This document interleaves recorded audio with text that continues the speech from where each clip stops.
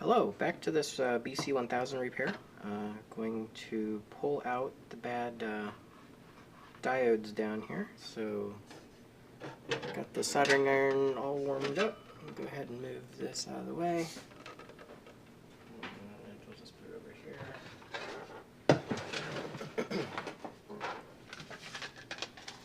So I got the new diodes ready to go in.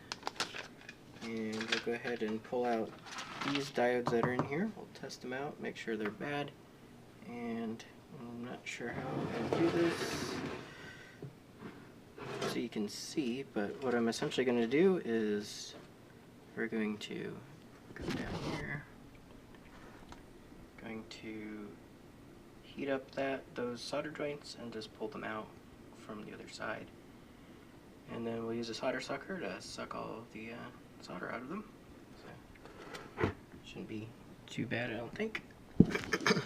Just leave this up here and make sure that's somewhat centered. It's hard with this other part still attached, but we'll make it work here. Yeah, that'll work. You can kind of see that. So, good old-fashioned solder here.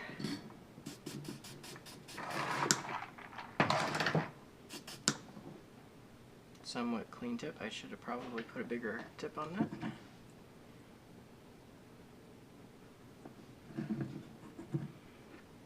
But we are simply going to heat them up, pull them out.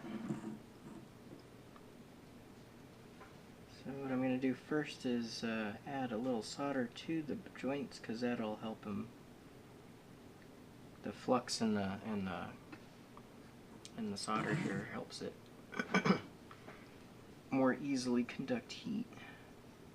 And then we're just going to come across both of them like this till we heat them up. And once they're good,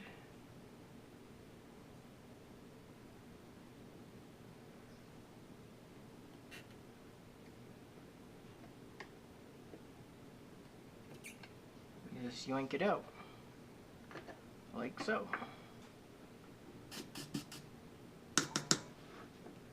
So I guess before we go any further, let's check this guy.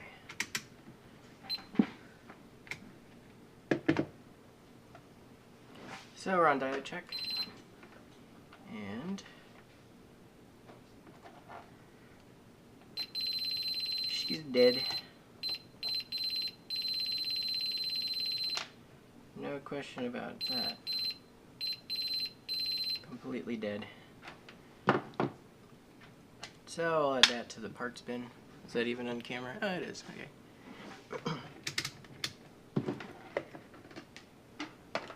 So we'll grab the next guy. Actually, well, here, I'll pull the next one out, and then I can take out one of the new ones and show you what that should do on the meter. If you're not familiar with the diode check, it should tell you what the voltage is there, or the voltage drop across the diode is. So we'll go ahead and do the same thing we did last time, put a little bit of solder on here.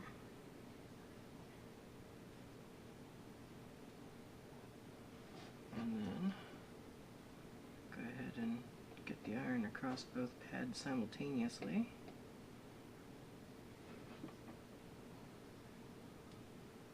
Now this has got a big heat plane on there. Oh, but got that one off.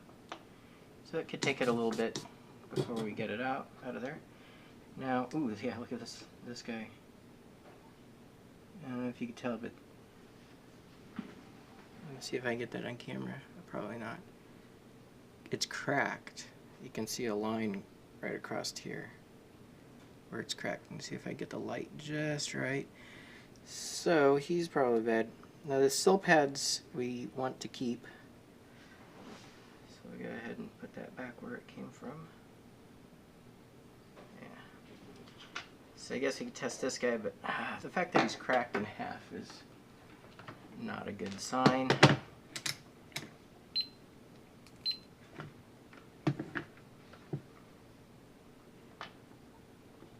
Yeah, he's completely blown open. So that's what I would expect from one that is cracked in half like that. Yeah, it no longer a diode, just an open circuit. So he's dead. Yeah, I don't know if I can pop that off. You probably see the dye inside of it. But this is what a good diode should look like.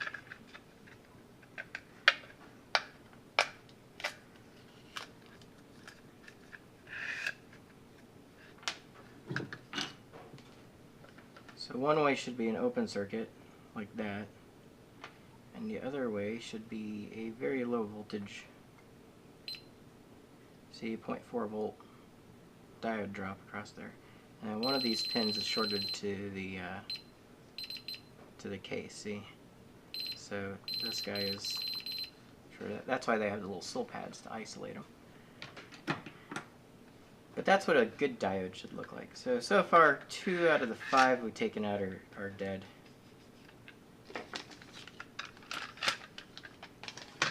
So we'll add that to their collection over here. And we'll take out the next guy.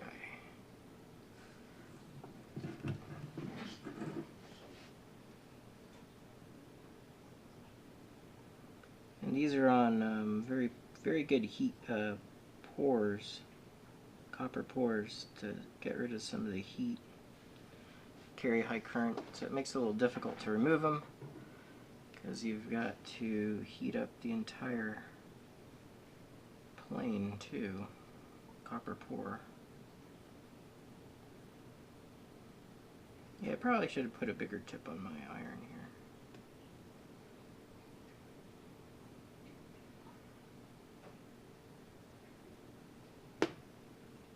Go.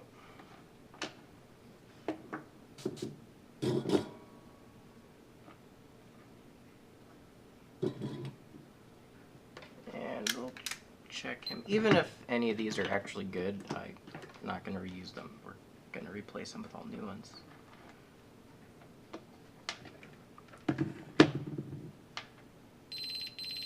Oh, but he's dead shorted anyway, so it doesn't matter. Dead. Add him to the pile.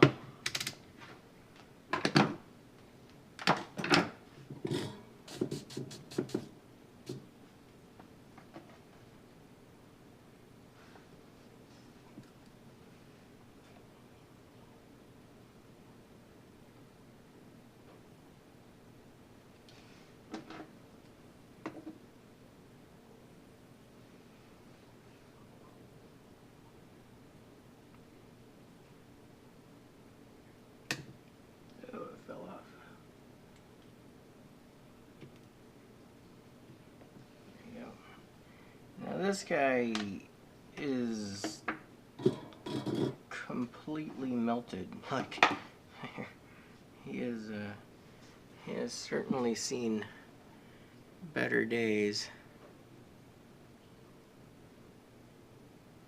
It is like completely burned up, and you can tell his sill pad is like I left a nice little outline on it. From I think this is the one that when I looked down in there, you could tell that there was something wrong with the power stage or the output rectifier stage, because this guy has just, the magical smoke has come out of this one. That's for sure. So we'll go ahead and give him a test. He's probably completely blown open. Yeah.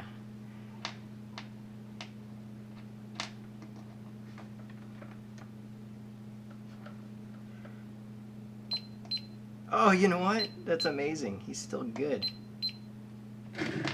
You see that? Despite the fact that he is like completely burned up, it's still good.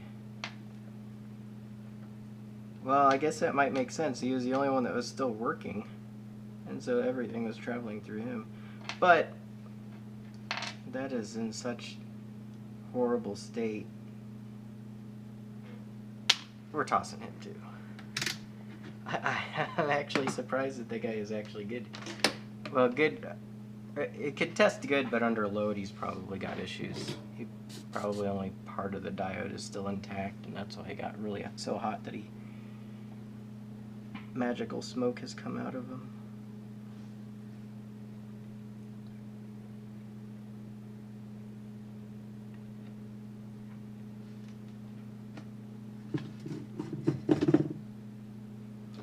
So let's try this last guy here.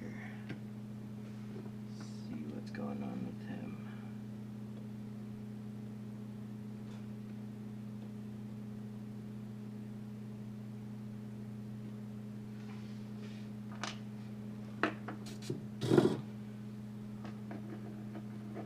Also looks like he's seen better days.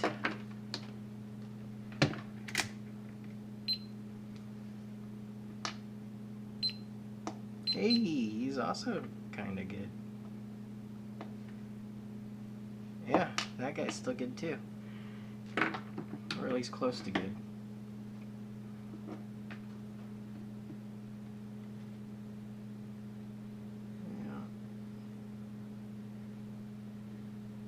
This is verifying the part number on here is U1540, and then these are 1540 as well. So just making sure that it's the right same diode. But yeah, so two of the 5 were good. They've definitely been overheated, which makes sense if half the bridge is shorted out. The other half is probably just struggling to keep up. But now that we've got those guys out, we gotta clear out the solder on this. So what we're gonna do is flip this down without destroying any wires. That looks somewhat stable. Flip it around here. Make sure this is still in frame. There you go. So now we've got all the parts out. We're going to do something kind of silly. We're actually going to fill these up with solder. And you might be going, wait, I thought you want to take that out. We do. But the tool I'm going to use works really well when the entire joint is full, or the via is completely full of solder. I'll show you what I mean here in a second. So you could use, you know, good old-fashioned solder wick and then suck all the solder out of it. That works when you get these big heat planes. Copper pores makes it a little bit more difficult. So I use this guy.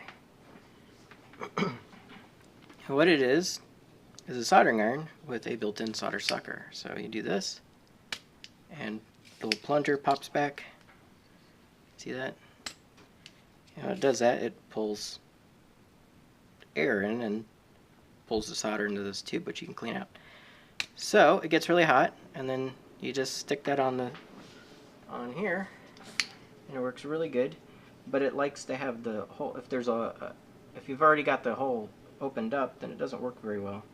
So you just set that on there, wait for it to heat it up, and then pull like that, and you can see the one that I just did. Perfectly clean every time. Oh yeah. So it works wonders on that. It's a great little tool. I think I picked it up at the Hamvention a while back. But for doing this older through-hole stuff, it definitely makes a world of difference. So you just set it on there, wait for it to liquefy the joint, and then perfect every time. And then so you can desolder things very, very quickly with this. It's a nice little tool. If you don't have one, and you're doing a lot of through-hole stuff. Oh, that one didn't work. See, the ones on the back where you can see where this big plane goes to these two, and then the other side is connected, and that I didn't wait long enough for it to heat the plane on the other side. Copper pour on the other side, so I have to come back and do that one. Same with this one. This one's taking a little long. Oh, 102.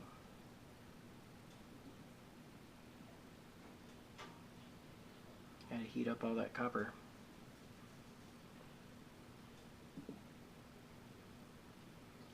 I can sometimes cheat by sticking a soldering iron through the other side when it's one of these big planes. Let's give it some time. Oh, we're getting there. Getting there. Oh, slipped off. Yeah, that one's taking a long time. I have to help with that one out. Yeah, see, I didn't get anything on that. Probably not going to get any on this one either because it's on the other side. Oh wait, maybe it will. Nope.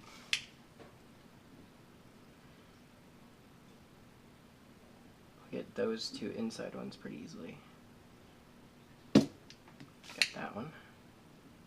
You can tell when it works and when it doesn't because the plunger comes up really fast when it works. When it doesn't work, then it comes up real slow.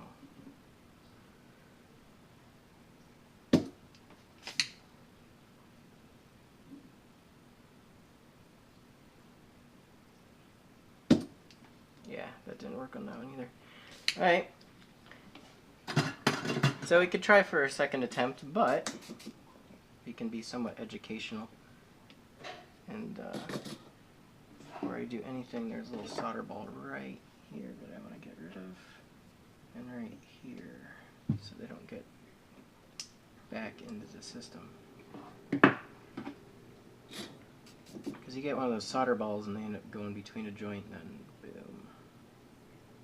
So we'll go ahead and we missed that one, and this one really doesn't want to heat up. And that one. So we could try again, or we'll just use solder wick so I can show you how that works too.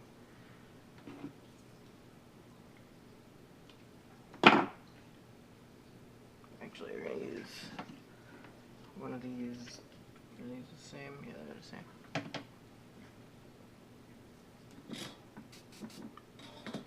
Actually, do I want to use that or this one? I'm going to use this one. This one's got flux in it, whereas that other one doesn't. So I don't want the flux in it, so I don't have to add any extra flux.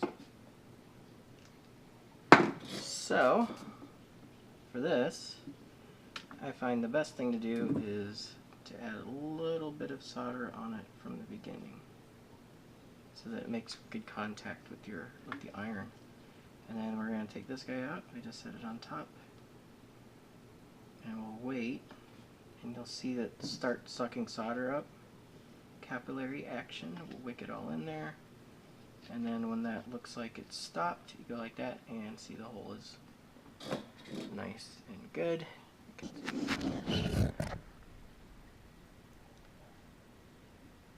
for it to focus. So the one that I just did was that one. You can see down in there, and that's clean. And then see all this flux. I'm going to go clean that all up. I mean, all these joints just look terrible because I didn't clean off all the flux. So, especially this. Oh my gosh. Oh well. This is how they built this stuff. I mean, anyways, we'll clean up these two and then this one out here. So the solder sucker works really good when you can be on the side with the heat plane. You see what I'm talking about, where this plane touches both of these pads? So it's wicking away a lot of heat into here.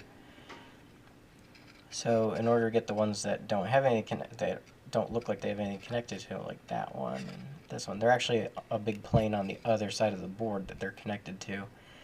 And that plunger style solder sucker works best when you're on the plane. So if there was enough room and I could flip this board over I could get on there from the other side and suck those out really easy. But I can't because there's this giant transformer, which must have been the last thing that they installed. Otherwise, I'm not quite sure how they actually assembled the thing. So, we'll go ahead and put this back where it was, like right around there. And we'll get these other two out real quick here.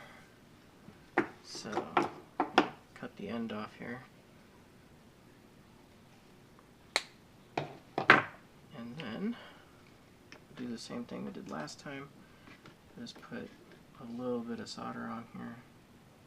It just helps the iron get a good, better heat transfer to it. And we'll go with this guy here. And we'll wait for it to do its thing. You just literally wait until you stop seeing the solder creep up, and then pull it off really fast, and you'll have a good hole there. So go ahead and do this again. So you just repeat this a bunch of times.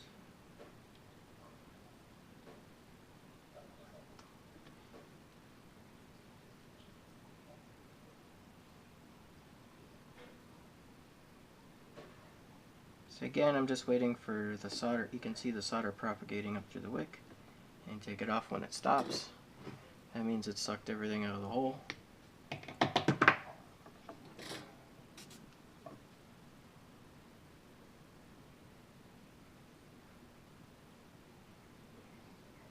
I keep mentioning a Dayton Hamventions where I get a lot of this stuff. Unfortunately, I wasn't able to go this year because my walking isn't that awesome yet. I can maybe make it around the block. Actually, I know I can get it around the block because me and the wife, we walk the puppy.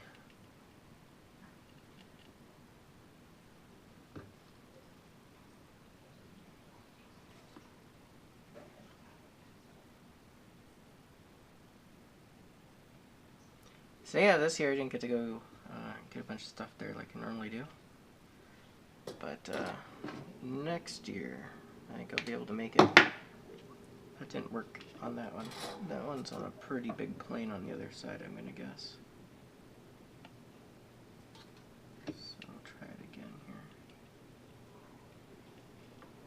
I really should have a bigger tip on this for more heat capacity and transfer, but I don't.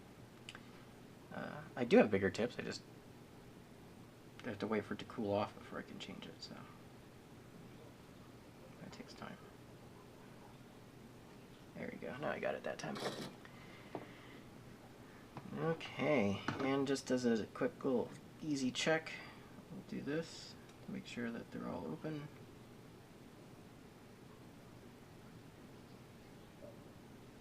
Oh, that one is not. See, that's why we do this check.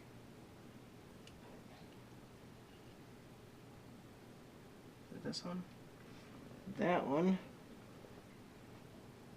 does not go all the way through.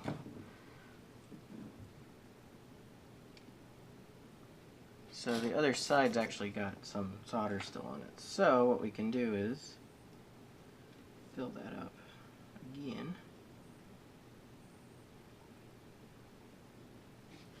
With a bunch of solder. And then I'll go ahead and try to suck it out with solder wick.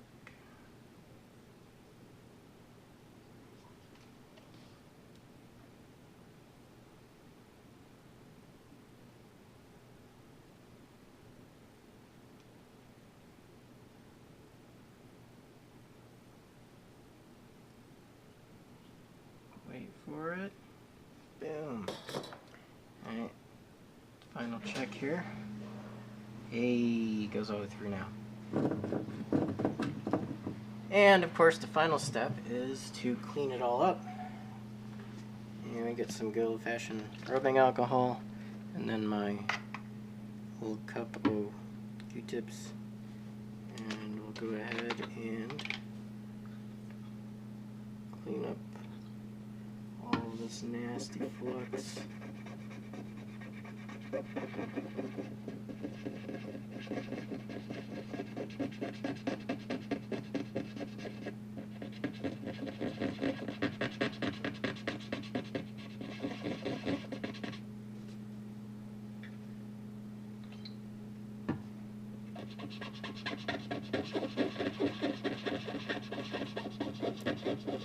once we're done, it'll look like it's brand spanking new. I've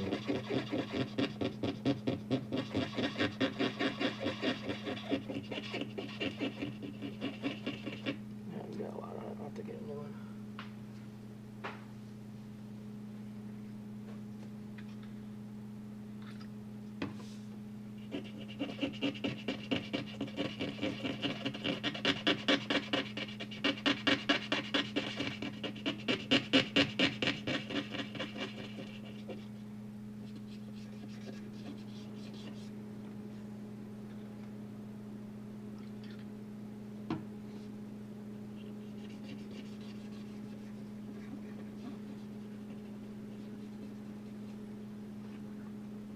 There you go. I'll give you a close-up of it here.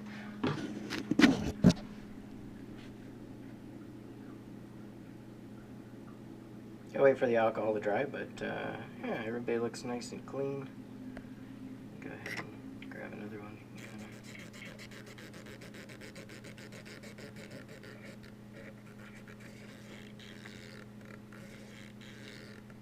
See, no more nasty, grainy, tons of flux everywhere. Yeah, not too bad. Looks like they came out pretty good. Go ahead and put some new MOSFETs in the next episode. On the next episode of fixing this battery charger. Alright, thanks for watching.